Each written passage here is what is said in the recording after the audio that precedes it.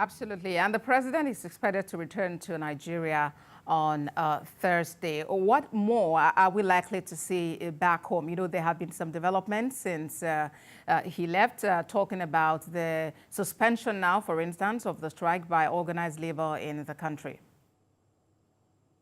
Well, it's expected, the president is expected back to the country today, and of course to get back to governance as usual. And thankfully, the strike, which crippled economic activities in some parts of the country, have been called off by the Nigeria Labour Congress after the intervention of the National Security Advisor, Nuhu Ribadu. So we expect that, well, as the president returns to the country, Nigerians are also hoping that, some of the gains from his bilateral engagements outside the country, his meetings with world leaders, seeking foreign direct investment, that some of these will begin to yield results. Nigerians will begin to count in real time how all of these have directly impacted them. And there's also the issue of, these interventions by the federal government to cushion the hardship caused by the removal of fuel subsidy. Everyone is also expecting that all of this will begin to trickle down in the coming days so that, well, life again can become meaningful for a lot of Nigerians who are facing hardship as a result of the prevailing economic situation in the country. Ambassador. And we know that the presidential villa is usually a beehive of activities when Mr. President is in. Now that he's in Guinea-Bissau, before his arrival, what was the situation at the State House? Well, the vice president is in the villa. He's also holding forth. He has been receiving visitors, important visitors, holding talks with people from matters of security, the economy, and all other critical sectors of the country. So, because the president's absence does not mean governance has stopped. Vice President Kashim Shettima is still on ground, carrying on and steering the vehicle of governance. Very critical. And, that strike, for instance, that the organized labor has now called off. Perhaps I'll just, take a story from that, and then we can talk some more about it. After 2 days of nationwide strike, civil servants are now back to work after the Joint National Executive Council of the Nigeria Labour Congress and the Trade Union Congress on Wednesday suspended the industrial action. The decision was reached at a meeting which deliberated on the outcome of an earlier interface with the federal government, led by the National Security Advisor Nuhu Ribadu, General Secretary of the NLC Imao Buaja, and the First Deputy President of the TUC, Tommy Okon, confirmed the suspension in different telephone chats with TVC News. Organized Labour said it got a commitment from the Nuhu Ribadu-led meeting that those arrested for the physical assault on NLC President Joe Ajaero will be prosecuted. As part of the take-home from the federal government meeting, the National Security Advisor Nuhu Ribadu promised to bring both parties back to the table to iron out all issues in dispute. And most significant for the labor movement was the unreserved apology tendered by the NSC on behalf of the federal government for the brutalization of NLC President and other members of the Congress. Political and public affairs, commentaries have been, rife. Different people are having different opinions, really, especially about this. But then, back to you, Femi. I'm curious as to what the situation was in the State House when the strike was in effect. Were staff of the State House also affected by this industrial action?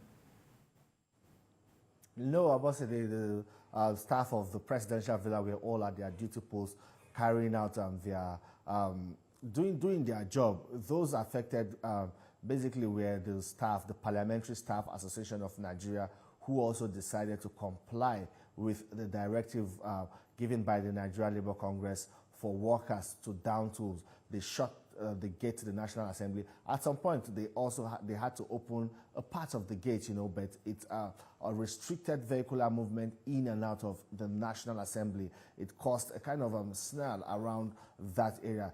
But for the presidential villa, it was still business as usual. And then, of course, the intervention by the National Security Advisor, meant a whole lot this time because it was able to bring all warring parties together and assuring that those who actually perpetrated the violence against the NLC chair had been arrested, were being investigated, and would be prosecuted. Talk to us about, I mean, how this has been received from what you as an individual have gathered.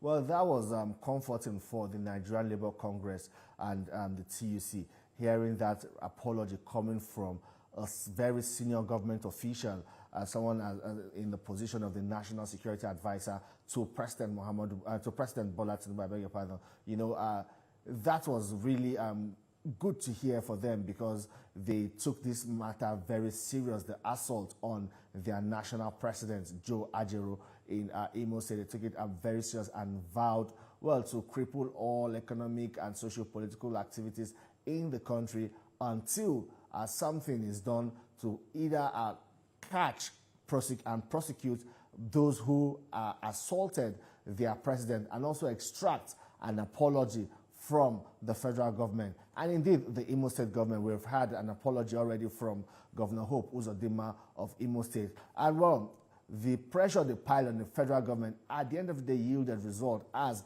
the federal government had to succumb and give them that apology. Of course, you rightly said these divided opinions. We saw what happened in the House of Representatives, where lawmakers were sharply divided. Some felt that the NLC should not hold the country to ransom because of a situation that, or because of an incident that happened to its national president in Imo State, not in Zamfara, not in Lagos, not in other parts of the country. So they felt it was unfair for the NLC to call a nationwide strike for an issue that they felt should be isolated. But for the NLC, they say an injury to one is an injury to all. An assault on their president, Joe Ajaero, is like an assault or an affront on the entire labor force, workforce in the country. And that is why this time they decided to wield the big stick. Some other people felt that the NLC should be going on strike or agitating for workers' welfare,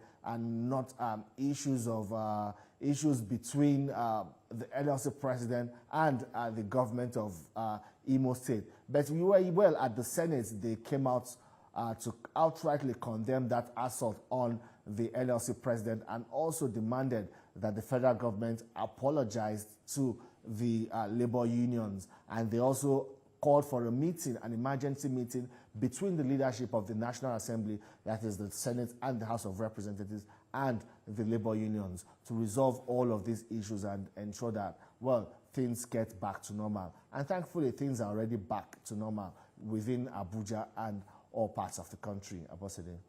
You know, that's really good for the economy, because I'm just trying to imagine how many billions of naira that were lost, you know, for that 48-hour now that the industrial action was in place. Just yesterday, we actually spoke with the General Secretary of the Trade Union Congress of Nigeria, Nuhu Toro, especially with regard to talks in some quarters that this industrial action had some political undertone. So, Femi, I would ask you to pause for a while. We listen to what Mr. Toro said, and then we'll just continue the conversation from there.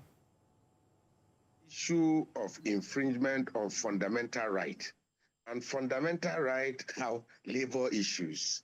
So when there's an infringement on the sanctity of the office of the number one worker, you expect us to look the other way? Certainly the answer is no. It is an affront on not just Ajaero as an individual, but the entire working people in Nigeria and their families. So, which means invariably Ajaero or any labor leader cannot go to any state to mobilize or exercise his fundamental right, and he will be severely dealt with by thugs under the supervision of the police. Don't forget, the injustice that was meted, or the assault on Ajaero, was done right in front of the labor house in Owerri.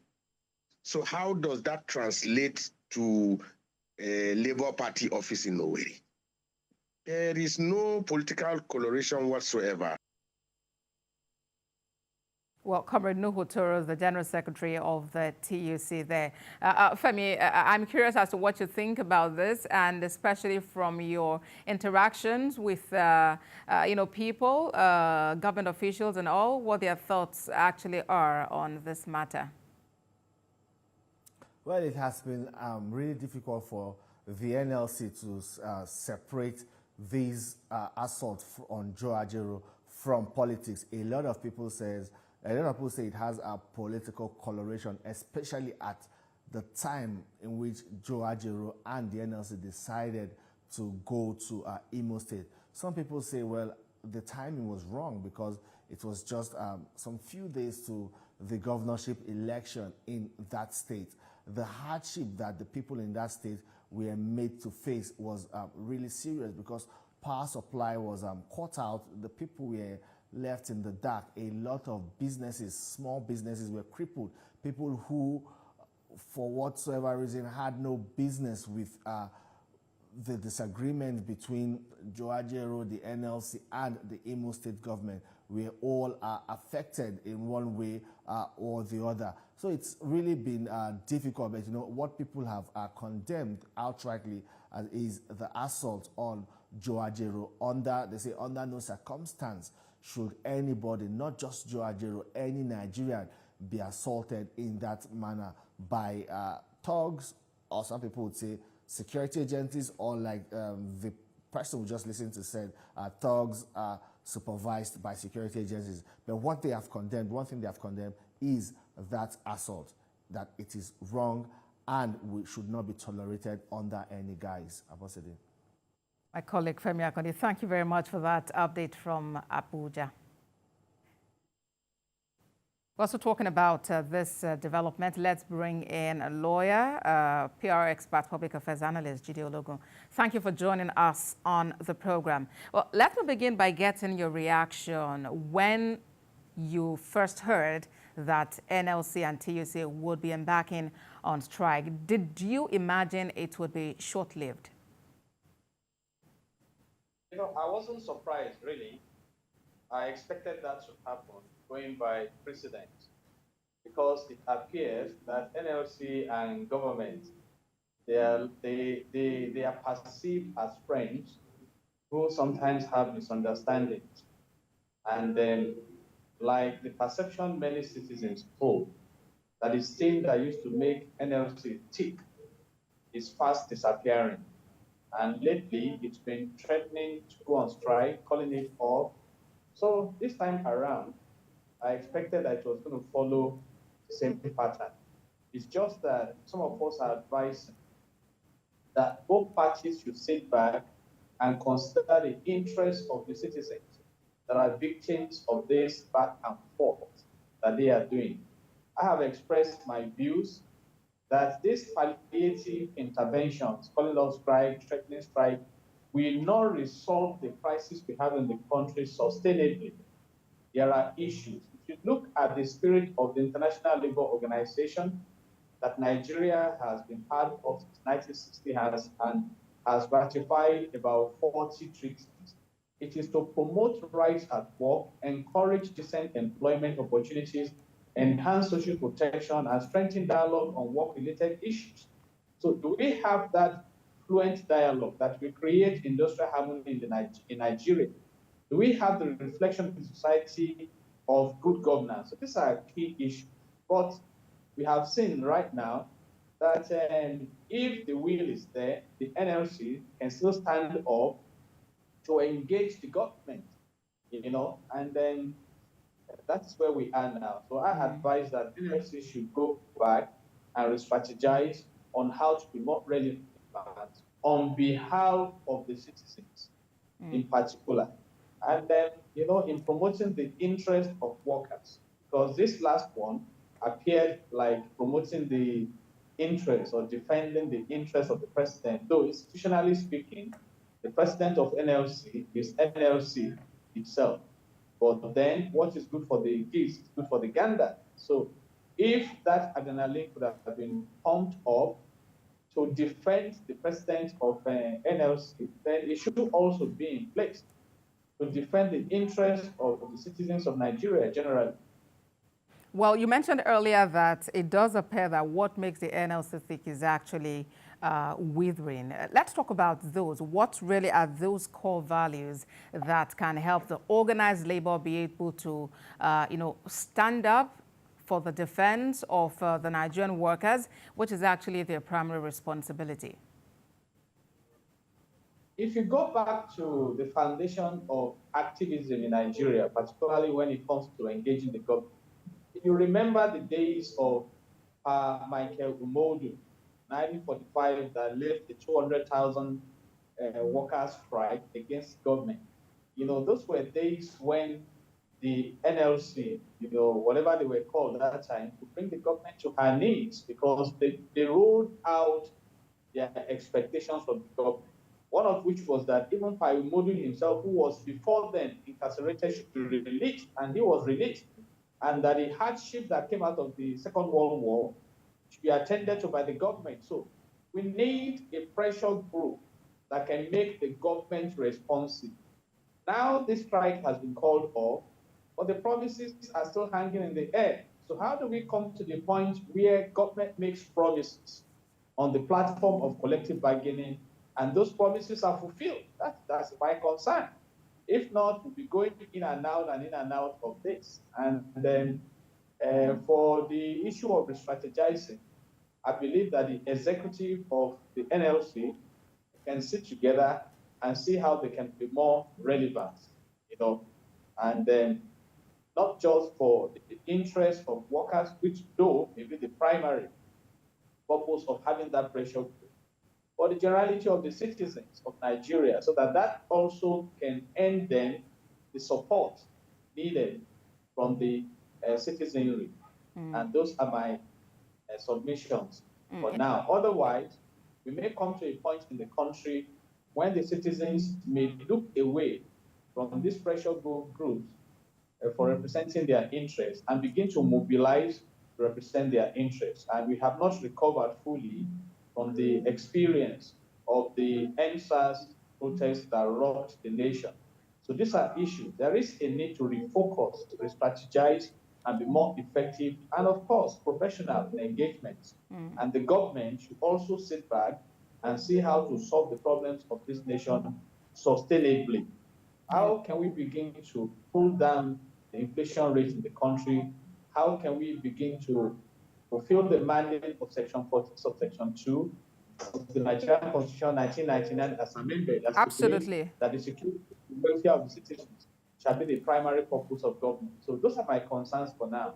Absolutely. And, there's another concern about the fact that more often than not, workers resort to industrial action, which is actually meant to be a final resort. And then you would ask questions as to if there had actually been engagements, preceding that downing of tools. Are strikes really solution to the myriad of challenges facing the Nigerian workforce, or how do you see it?